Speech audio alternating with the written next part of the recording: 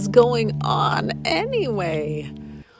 What is going on anyway? I'm still kind of fond of that one. But what is going on anyway? When you're at the end of a season, when you're at the end of the year, when you're at the end of this first season of a podcast, and do I keep going? Do I stop? Did I complete it? Am I just beginning? I don't know. Hello. Anyway, and welcome to this podcast. I'm Anne, your host, and the podcast is called What is Going On Anyway. This is my bi-weekly podcast where I share my insight about the current moment marked by the full or the new moon. In this case, it's the full moon in Cancer. It's the last full moon of this year, 2023, and I'm feeling a little nostalgic. The moon happens to be beautiful. It's brilliant. It is Christmas Day, and I am a secular Christian, and I celebrate with a tree and presents and stockings and chocolate. And we had a beautiful day today, me and my family.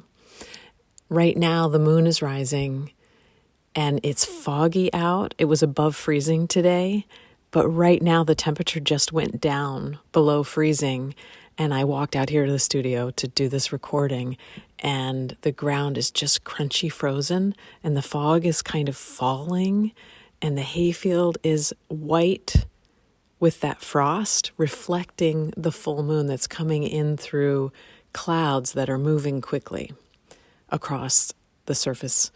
Well, it looks like they're going across the surface of the moon, but imagine looking up at the moon and you see clouds moving quickly in front of it. That's what it's like outside right now. How did we even all together reach the end of this year, this last moon cycle? I reckon it means it's a good time to cozy up and appreciate where we've been before we start building all our bigger fires of creativity for this new year, 2024. I introduced myself last podcast, and if you're new to me here, I suggest you go back and listen to that, because I just don't want to repeat it every time. That would be silly. But as an intuitive, I want to share that this year will be different in a good way. I think since the pandemic, we've all been kind of surprised that the years have sort of been shitty and maybe a little shittier. And now I'm wondering if I'm going to have to say this is explicit because I just said shitty and shittier. Well, I think I will. But as an intuitive, I want to talk to you about this feeling of this year. So we've been in this cycle. We've had to revisit a lot of shitty shit. I mean, if I'm going to be explicit, I might keep saying it. This is the first year, this 2024, this is what my intuition is saying, where we are going to be able to see in tiny glimpses the joy that's beneath the shit. Or maybe it's just the reflection that we see in the tamped down and dried and polished, maybe even waxed and oiled shit. One evening I was trying to find, because I wanted to talk about it here, but I can't really find it. And I guess I'm not that much of a researcher. Maybe I'd love to have a team behind me doing all of this research. But I remember in my yoga training that it was recommended that we should practice yoga on a polished dung floor. And that's not something that we in America have a lot of experience with, but in India, there's a lot of experience. And in Africa, in a lot of places in the world, you can experience what is a polished earthen floor, and it can be polished with dung. And the thing about dung is that it has that good straw mixture in with it, and that's what you would use to make a cob structure, and that what you can use to make a good earthen floor. And it's very relaxing to find a video on YouTube and just watch someone slowly make a floor. The one that I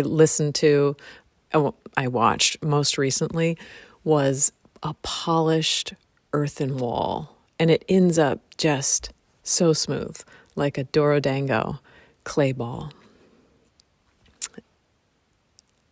But what I'm saying is that way back when I was trying to be the perfect yoga student and I was trying to learn, we were meant to meditate on wool, and we were meant to do our yoga in a covered space, so it had a roof and it was a polished, level dung floor. I didn't really know what that was, but I think I understand it more now after all of these years of spending time not doing yoga in the woods, but finding places where I could locate myself and just sit and be comfortable, feel that I was at home.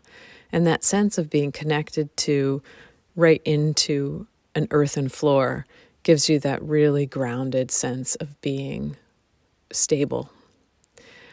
So maybe that's what we'll feel this year, that sense that there has been a lot of shit, but maybe it could be more like a polished, wonderful surface to sit on instead of like a steamy, smelly pile of poop.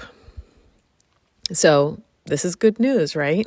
We're taking all the shit and we're making it work for us. We're composting, fertilizing, building on top of it. We are making our practices, or whatever it is that we do to find our way spiritually. Some people say practices. I like that. We're making them grounded on the level, smooth surface of collected, or maybe I should say collective shit. And that is a fine thing because it's real. It shows us like our real order in things. We're not transcendent above everything else, that we are living beings who eat and breathe and excrete. And I think there's something funny and joyful about that when we can see it for what it is and find our way to placing things where they need to be. Almost like I've talked about this in this year, practicing discernment. I see what this is, and this goes here. Sort of like, taking care of the messy stuff and letting it turn into something very useful for us that helps us further our lives and our communities and our, let's say, collective joy. So I think that this year is pulling together some of the resources and ways of being together, that we're finally in a place where we can responsibly be together. COVID has taught us so much that we can take care of ourselves, and our germs, and we don't have to spread that all over other people. We can be thoughtful about that, and we can come together when we are in our right mind. I don't know why I want to say it that way, but we can come together when the time is right, when we're being honest with ourselves, and that in that place we have a lot of possibility of what we can do together, the things that we can accomplish together, and the kind of joy that we can make together. I want to try to explain this without working too hard. I do take this walk, not every single day, but it's a repetitive walk. It's a loop that I take. And I walk always in one direction on this loop. That's my habit, and has become something that just feels strange if I do it differently now. And I walk forward through this loop, and I probably walk for about 10 minutes before I stop at this stone that's inclined just enough so that I can lay back on it and place my foot on a stone in front of me. It kind of feels like I'm reclining into a chair, or sometimes I feel like I'm reclining into a spaceship. I don't know. It just feels like it sometimes, like I'm in a rocket ship. And I just rest there for a few moments. I feel that stone that has a lot of quartz in it on my back, and it just feels good. And then I often close my eyes when I'm sitting there. And when I close my eyes, the sensation that occurs to me is that I'm moving backwards. I'm moving backwards kind of into myself. It's not because of the stone, I don't think. I think it's because I was just walking continuously forward with the visual of the woods moving past me. And then when I close my eyes, it kind of settles into the opposite of that. It feels like I'm moving backwards through space. I don't know exactly why, but it feels like in my closed eyes, I'm seeing the opposite of what I was doing. And I mean, maybe you can just try it yourself, like walk forwards through space for 10 minutes and then stop. Maybe sit down and recline to recreate this experiment. Close your eyes and see if you get that sensation of moving backwards without moving at all. And I just wonder, like, is that how physics works? This is a silly way to do it. But I mean, is this sort of like an equal and opposite experience of moving forward and moving backwards? So moving forward in real space, could it possibly mean that we're moving backwards into inner space? Of course, I don't know how this works. This is all just sort of like imagination and playing around in my mind with words and thoughts. But I like to imagine that everything we do has an equal and opposite, kind of like a holding pattern. Of course, I wonder about all these things, like, does everything that we do, I mean, this is just walking, but does everything we do have some sort of inner resonance in the opposite direction? And what would it be like? This is what I asked myself. What would it be like to be able to hold that? To be able to hold that sense that as I'm doing something, whether it's moving forward or, we are so focused in our culture around the doing and the productivity. But if we could hold that space, that just imaginal space, that everything we do is moving in the opposite direction in the inner world of us. So like when we are resting, there is potential production in another direction. Do you know what I mean? Like maybe the resting on the outside is very active on the inside, and the active on the outside is very restful on the inside. And if we thought about ourselves as a balance between really the inner and the outer world in that way, what would that do to hold that kind of consciousness? Maybe you already do that. I don't know. I'm just talking for myself. But I know for me, I'm often just seeking towards that doing, planning, fixing, doing, and not always thinking about the doing, planning, fixing, mending, doing in my inner world. Like, what would it really be like to turn my eyes inward and have as active an inner life as I do an outer life? I think that's what I'm asking about. And can we think about this inner space as we move into this new year, holding that potential for as much as we will do and accomplish and fill in a year, that we will see all of that on the outside and also see it on the inside, that we could really understand and feel the wholeness of what it is to be human, because we have a world that we can talk about with other people, and then we have this whole inner world that's very difficult to put into words, but exists nonetheless.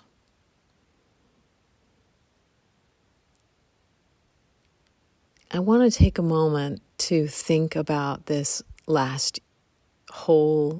year. and just breathe and appreciate the people and the food that we shared together and the food that we stood at the kitchen sink and ate when nobody was looking, and the dishes and the water that we had interactions with over this whole year, all of that water that we brushed our teeth with, that we washed our dishes with, that we made our food with, that we interacted with as we were outside and it was falling from the sky, and the sunshine and the soil and the plants, the clouds, so many clouds. This whole year of being a participant on the planet Earth, feeling very grateful for that and looking forward to this next year.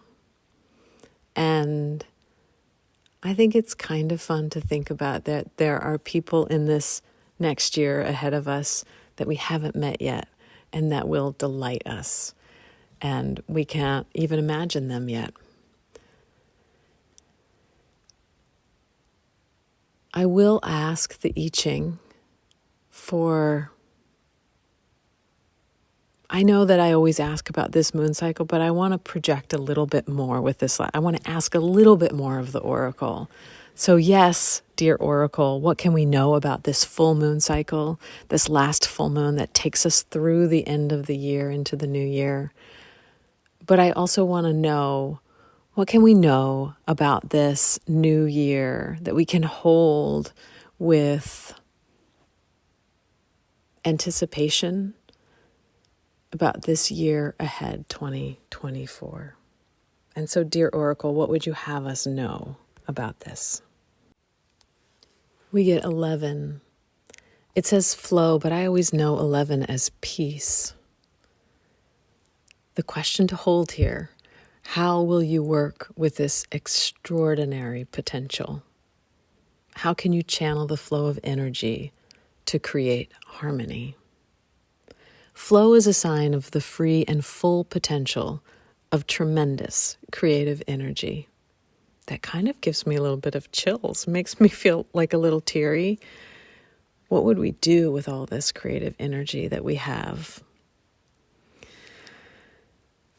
This is a time to create harmony with the greater flow, letting its energy pour into creative manifestation as a river flows down into a fertile valley. Pettiness is swept away downstream, and the way opens for free communication. Great things become possible. The true scale of things is revealed, dwarfing your smaller concerns. You sense the powers that surge through your life and know how far beyond your control they are. Yet you can enter into true relationship with them and participate in flow. Another interpretation says, the time resembles the exciting beginning of spring when the cosmic forces are in inspired harmony. There presently exists the ideal conditions for new awakenings, healthy growth, and progressive plans. It is a totally cooperative environmental setting that leads to the flowering and prospering of what is now aroused. Within the self, the focus is on inner harmony. The outward aspect of your nature will reflect a certain peace that comes from the prospering of the spirit. There exists now a harmonious accord between your instincts and the cosmic forces. Your most innocent actions will benefit yourself and others. Our hexagram moves to 15, integrity, also known as modesty. The questions to ask here are, what is the simple reality? How might you return to a state of balance? What if it didn't all depend on you? We have gotten integrity before this year. To experience integrity is like coming face to face with your real self, plain, simple, and unadorned. To have integrity is to be whole, at one with yourself and with reality. It means being honest about your own capacities, holding yourself in creative balance with your world, and not exaggerating the importance of your role. And when I read that, I think immediately back to what I was talking about around what we learned with COVID and the pandemic, being honest about how necessary we are to show up at a meeting if we're not feeling well, right? So we've learned that it's not worth getting other people sick even with our, of course with COVID, but even with our colds. It's okay to stay home with the plain and simple reality that you have a cold and not push through. Just think about all those years I went to school when I was sick. Okay, so we've learned that. Another interpretation here says, the predominant forces in the cosmos at this time are in the process of balancing extremes and harmonizing interests. This tendency toward equilibrium and moderation is a natural urge in the universe. In the terrain of the earth, pinnacles are in the process of wearing down and valleys are filling up. Extreme poles magnetize and attract their opposites, thus neutralizing and moderating themselves. This is a good time to bring some equilibrium to your more personal relationships. Examine your deepest feelings and see if you're harboring any extremes in your expectations or selfish desires in your motivations. Try to moderate on any unrealistic ideals. Yes, we've got it. That's this next little cycle and also this next year. I like that as a new year. I don't know what I'm going to do yet about the podcast for next year. If you can't live without me, please let me know. Make a review or write me or find me, email me, text me. I haven't quite decided if I'm going to take a little break or if I'm going to just pop right back into the moon cycle for 2024. Hopefully I'll have a chance to meditate about it, think about it, and consider what season 2 will look like. I can't imagine not doing this. I started to really enjoy the expression of being able to share this way, and also the excitement about talking to people about this podcast. So I'm able to throw my ideas out there. And then I've had so many lovely, deep, and very rich conversations with podcast listeners. And that has been very surprising and fulfilling for me. As always, I thank you for being here with me, for listening, for participating in this way. The one I do get to see like little indications of how the podcast is doing.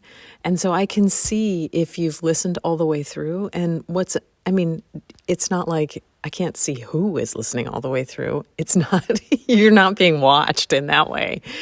But I can see that most of the people who listen, some people just listen for a minute and then drop off, but most of the people that listen for more than 2 minutes listen actually the whole way through. And that is, I don't know, it just gives me a little secret thrill that you've listened to me all this way through. And thank you. Thank you so much.